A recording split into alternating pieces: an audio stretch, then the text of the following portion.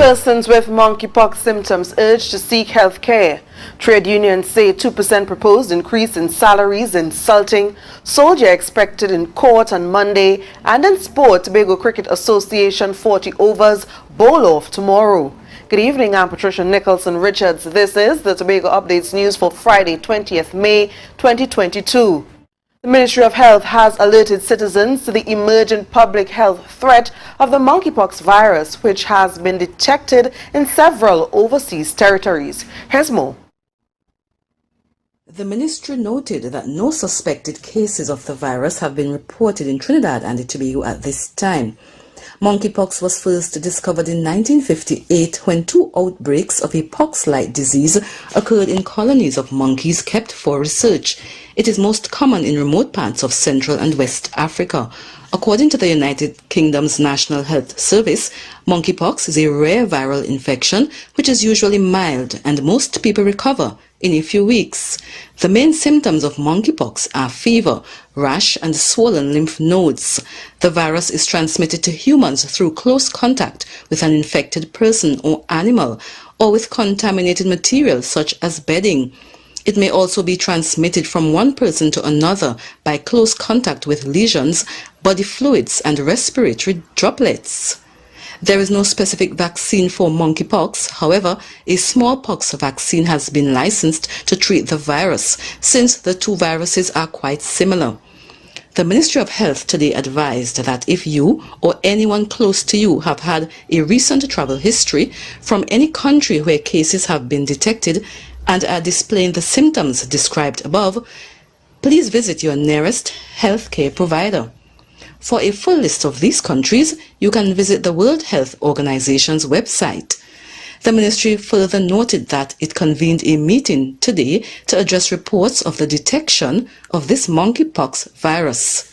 Meantime, the World Health Organization was due to hold an emergency meeting today to discuss the recent outbreak of monkeypox after more than 100 cases were confirmed or suspected in Europe. Cases have been reported in Belgium, France, Germany, Italy, Portugal, Spain, Sweden, and the United Kingdom, as well as the United States, Canada, and Australia. Reporting for Tobago Updates, I am Gail Thomas. Last night, trade unions discovered that the chief personnel officer is proposing a 2% increase in salaries for public servants. This news has enraged trade unions, who say public servants have been working on 2013 salaries for the past 9 years and were hoping for a 10% increase offer. Union leaders are describing this proposal as distasteful, ludicrous, and insulting. They are also threatening mass protests throughout the country. But we have geopolitical scientist Dr. Shane Mohammed joining us to speak to this latest development. Dr. Mohammed, good evening. Hi, good evening. How are you? I'm fine, thank you. Thank you for joining us. I'm sure you've heard of this latest development regarding the trade union's proposal of a 2% increase in salaries, with government expecting between $4 to $5 and $5 billion in revenue. Is a 2% fair wage package to be offered to public servants? Is that a fair increase? No, it's not a fair increase. In fact, you're very right when you say that they've been operating on wages that have been existing since I think 2014. And the thing about it is government's role in the whole labor structure and as it pertains to the provision of wages and the whole collective bargaining process is to look at you cannot come on the one hand. Imbert said that we were coming out, a big headline that we were coming out of the red, we were coming out, things were looking up, we were looking good with regard to revenue. This guy, the Minister of Energy, was on CNN boasting about Trinidad and Tobago increasing its gas production and that sort of thing. Now, the thing about it is the issue that I have with this government is that their words does not match their actions, which does not reach the people, and therefore, there is a huge disparity and a huge disconnect. And this disconnect is not a 2020 disconnect. This is a 2015 disconnect between the people of Trinidad and Tobago and the government of Trinidad and Tobago. And one of the things that I think this is what happens when governments go into office by default. And this is a default government that we are working under since 2020. I blame the opposition as well. The opposition must have its fair share of blame for where we are as a country and where our people stand in terms of our cost of living, our standard of living, and our ability to earn and our ability to acquire and to be able to get access to jobs. You understand? Do you think public servants should accept this 2% increase, and what do you think public servants should do regarding this latest development? Well, 2% is unacceptable. That I could say that. Let's go from the top. 2% is unacceptable, taking into consideration the sacrifices that public servants have had to make in the COVID period, in the COVID-19 period. There were a lot of adjustments. There were a lot of a level of instability. A lot of sacrifices were made by public servants on the whole, because they put their lives in at the front of the in service to our country.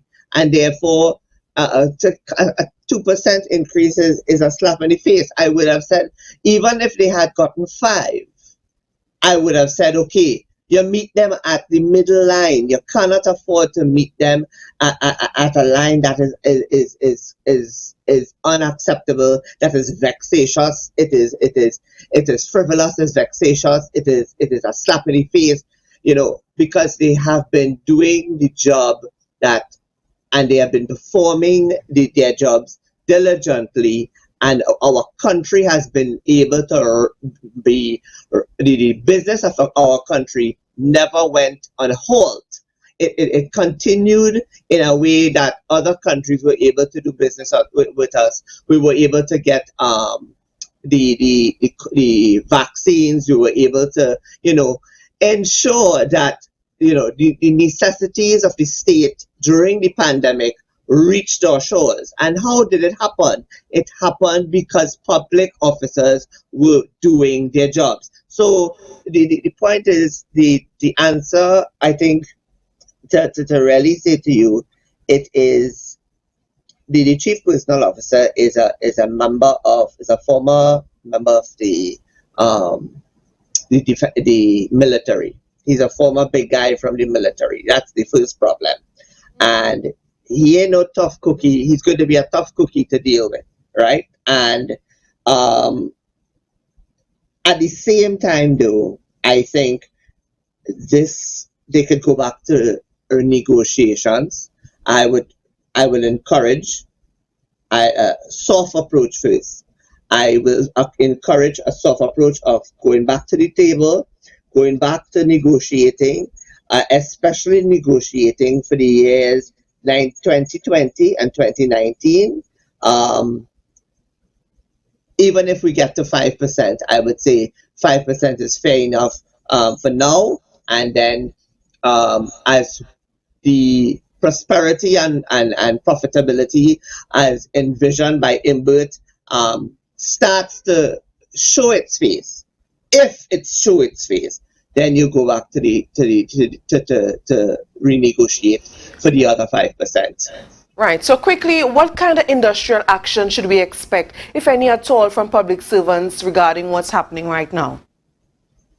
You see, if we go down the route of industrial action in the way that you envision industrial action, which would be to stay home, to go down on the road and protest and all of that, it is. I'll tell you this. once government sees adversarial approaches from those that are aggrieved, which is the public officers and public servants, they are going to take the same approach, which is they are going to ignore and they're going to take a hard line, right? So I would suggest first a soft approach. They go back to the bargaining table, go back to the negotiating table, at least negotiate for the years 2019 and 2020, especially 2020, taking into consideration that's the year the pandemic began. And I don't understand why it is we can't at least, because we are looking at 2014, this is seven consecutive years. Why can't we look at 5% over a 7-year period? I think that should bring some level of fairness to the table and understanding. Taken into consideration, this is premised on what Imbert has said in the mid-year review. Okay. Well, thank you so much, Dr. Mohammed, for joining us. And viewers, that was Dr. Shane Mohammed, geopolitical scientist, just talking to us a little bit about the CPO's proposal of a 2% increase in salaries for public servants. A member of the Defense Force is expected to appear in court on Monday to answer to charges of robbery. Senior Superintendent of Police Junior Benjamin told Tobago Updates that the soldier and 2 other suspects were being processed today. The 3 were arrested in connection with the recent robberies which took place around the island. Police said warrants have been issued for other suspects. We'll take a break now, but coming up next, President of the Tobago Business Chamber gives us an update on Tobago businesses. Showing the Bells International Football Cup brings to you 4 weeks of exciting football starting on May 22nd till June 19th. Winners take all. First prize seniors $25,000. First prize under 17 $12,000. Registration free for seniors $50 per player, and for the under 17 $20 per player. And on the opening night we bring to you Swabe to kickstart the exciting tournament at the Mount Pleasant Field from 5 p.m. And action does not stop there. Be on the lookout for entertainment each and every weekend, coupled with great action-packed football. The Showing the Bells International Football Cup 2022. I feel at the party. MI4 Security Services Company is the most advanced security service in Tobago. Ask about our cash and transit service. It's safe, risk-free, reliable, and timely.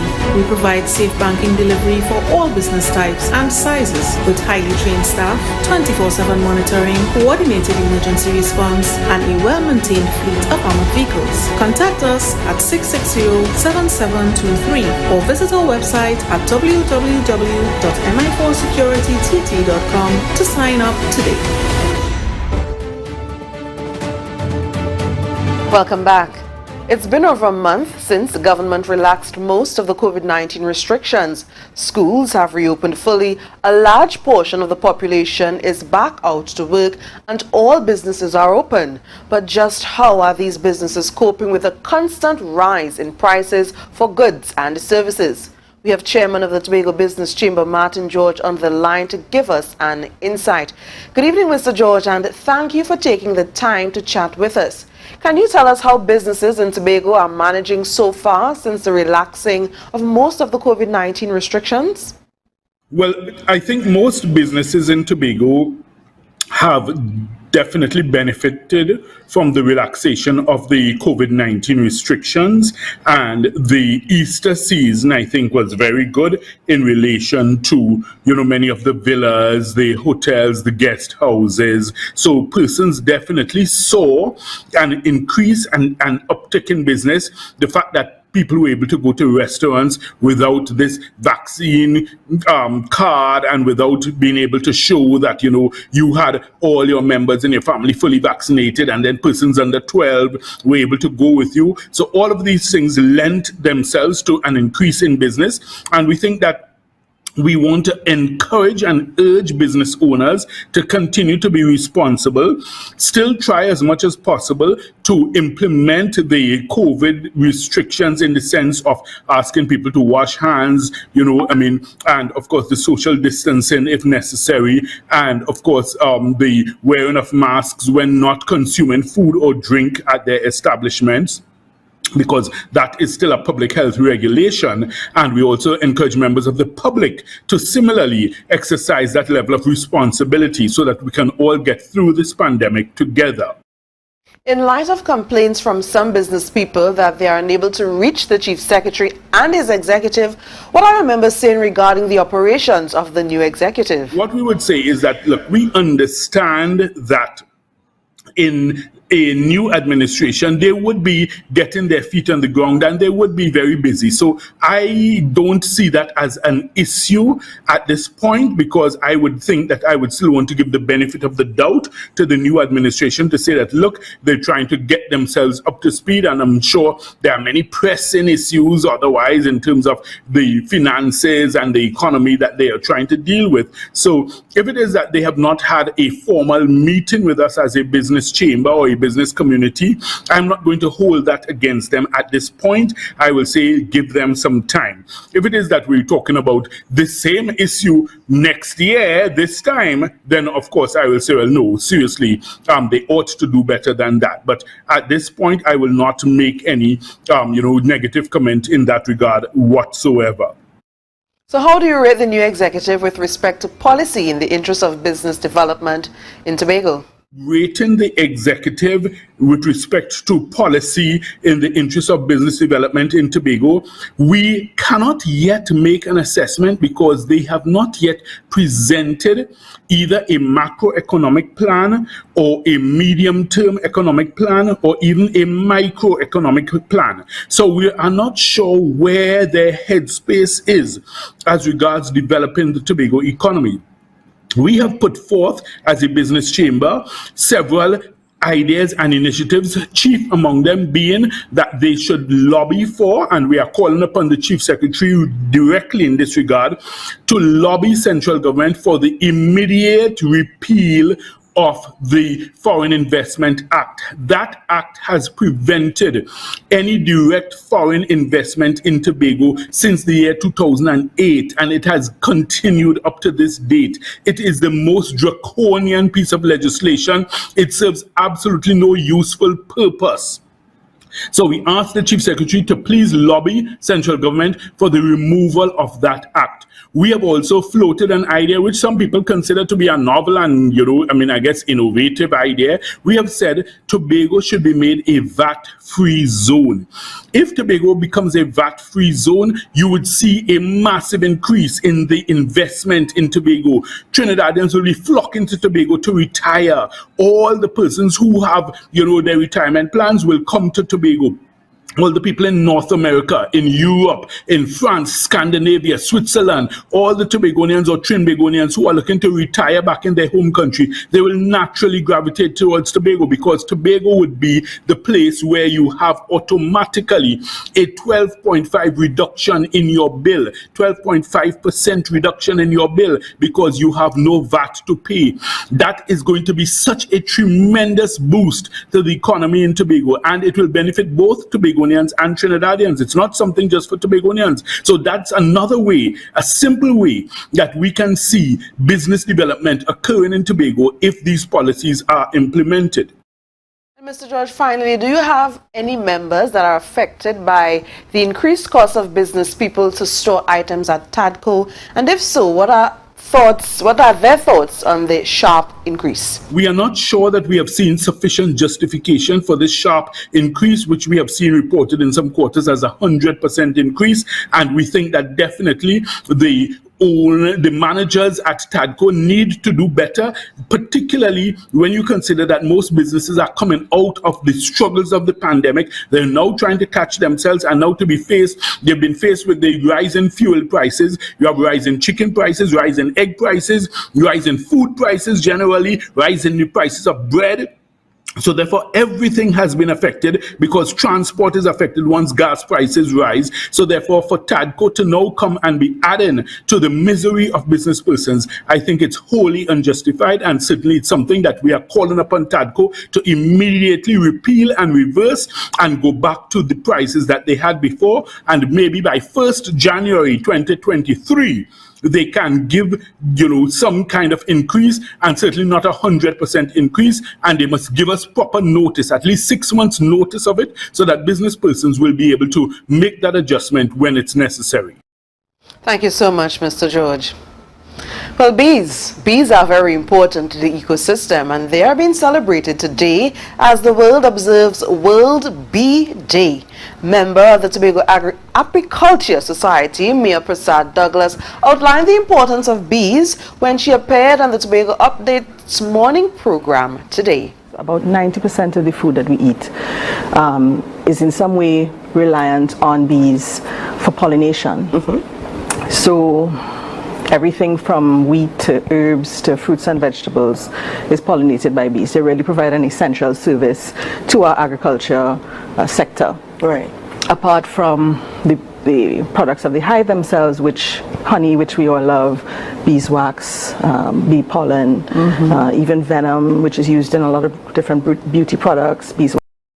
The Society hosted a display at the Port Mall today where members of the public were able to meet beekeepers as well as store a beehive. A lot of talk about, I don't know if honey is the honey that I'm getting in the supermarket or from this person or this roadside stand is real honey. How do you know if it's real honey? The answer is really to get to know your beekeeper.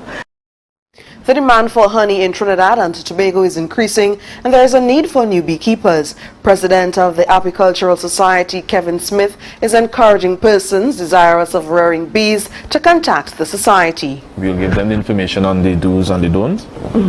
Because there are do's and don'ts, you should be registered legally in beekeeping so that proper records can be kept. There are rules that you must follow in terms of how far away from houses and roadways you ought to be to ensure the safety of the public as well. Although we may have not killer bees, but at the same time you can't throw caution to the wind. Right. Fair enough. Alright, I will also recommend them we will recommend them to link with a mentor so they get hands-on practice. We ourselves have a training April at Orkinskio where we invite even people who are interested to get a feel of if this is something that they want to get into. Smith also highlighted an interesting place that one species of honeybees dwell. We also have, aside from the European bees, we also have local stingless bees. Yes. Have stingless bees? Yes, we do. If I notice some little, they usually comes in the wall. They ever notice some bees that be flying out of the wall? Right. Those are our local stingless bees. That produce honey? Yes, they do, and it's very medicinal. It's high in antimicrobial, antibacterial properties, even more than the European honeybees. The Society has partnered with Bestnet TT to conduct research into these bees. Now on to the latest COVID-19 figures. Over the last 24 hours, 61 new cases were reported. Total active cases are now at 518. There are 14 patients in the hospital. No new deaths have been reported. Total deaths remain at 267. The sport report is up next. Stay tuned.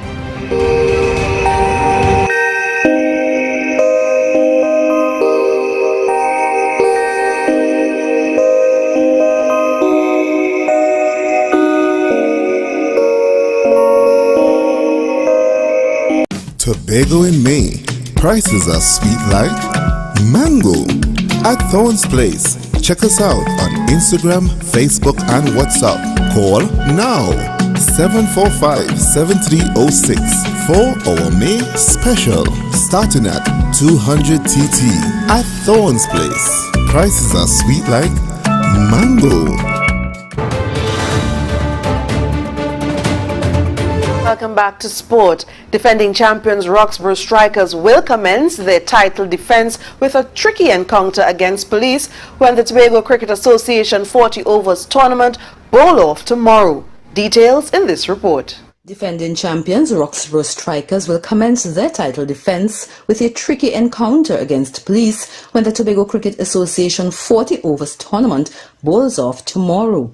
Strikers will be led once again by the informed Jaron Alfred at the Sid Gray Sporting Complex, Roxborough. The evergreen Leon Davidson and hard-hitting batsman Clinton Brooks have also returned for the guys from Eastern Tobago. Police, on the other hand, aren't easy pushovers as they have the services of deceptive left-arm seamer Arnold Jones, 2019 double centurion Freedom McKenna, and youth players Josh Telemack and Joshua York. Other matches on the opening day will see former champions C&B United taking on 2019 beaten finalists Scarborough Mason Hall at the Canaan Bonaccord Recreation Ground. Georgia will make their return to the tournament against Airports Authority at Shaw Park, and the Club Cruiser will travel to Louis D'Or to face Charlottesville, who are also making a return. All games bowl off at 11 a.m. For Tobago Updates Sport, I am Gail Thomas. There's more news coming up after the break. Do stay with us. Showing the Bells International Football Cup brings to you 4 weeks of exciting football starting on May 22nd till June 19th. Winners take all. First prize seniors $25,000. First prize under 17 $12,000. Registration fee for seniors $50 per player, and for the under 17 $20 per player. And on the opening night we bring to you Swabe to kickstart the exciting tournament at the Mount Pleasant Field from 5 p.m. And the action does not stop there. Be on the lookout for entertainment each and every weekend, coupled with great action-packed football. The Showing the Bells International Football Cup 2022. I feel it the fed, I feel it the party. It's a different type of thing down there. And we party till we drop down there. With a lot of pretty girls down there. Down in Tobago.